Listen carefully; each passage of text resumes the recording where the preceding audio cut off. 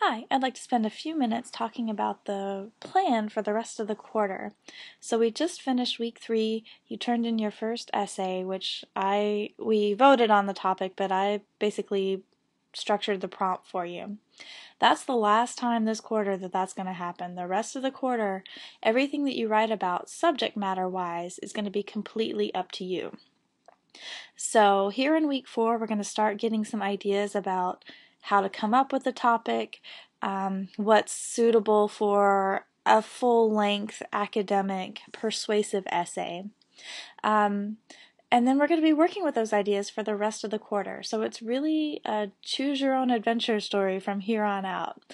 You get to write about something that interests you and that you personally would benefit from learning more about. So this is in the week 4 reading folder. You're going to see a copy of this in every weekly folder from here on out, the research paper timeline. And so in this, it goes over the basic criteria of the paper. It's not very detailed because, like I said, a lot of this is going to be up to you. We are looking at a pretty major size paper, roughly 8 to 11 pages, double spaced. It does need to be persuasive, so you need to be arguing a particular point to try to convince your reader of. You're going to need to use at least 7 sources. Honestly, most people end up using a lot more, but 7's our bottom threshold. And I'm also going to encourage you to use 2 visual elements, at least 2 visual elements. One of those being a visual depiction of data, so a chart, a table, or a graph. And then one of them being a photo, an image, that helps further sell your point.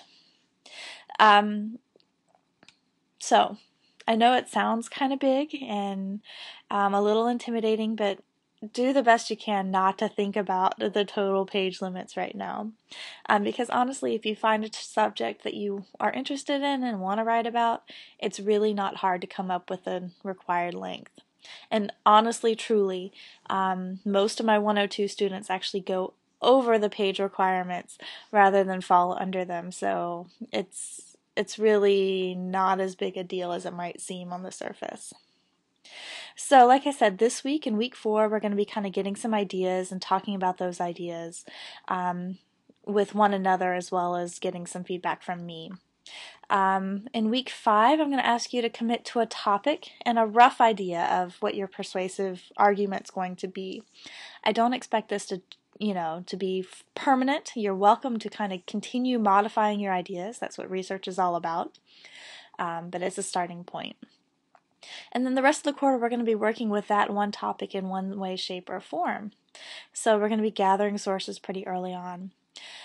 In week 6, your second small paper is due, and I'll give you more information about that as we go forward.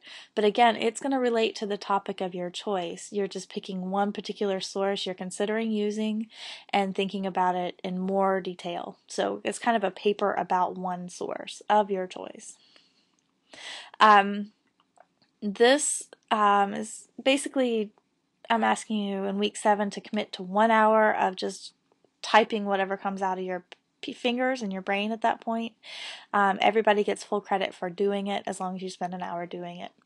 So again, this is a pretty low stress way to get some content down on the page. The annotated bibliography is just a really big list of potential sources for your research paper. So again, more information about that as it comes up. A preliminary outline in week 8, a rough draft in week 9. The final draft is going to be due almost at the end of the quarter, and then a really easy final exam is going to be a cover letter explaining that final draft. So again, everything from here forward is subject matter you get to choose, and I'll give you some ideas and some ways to shape things, but I'm not going to say anything's off the table. So have fun exploring ideas this week, and if you have any questions, let me know.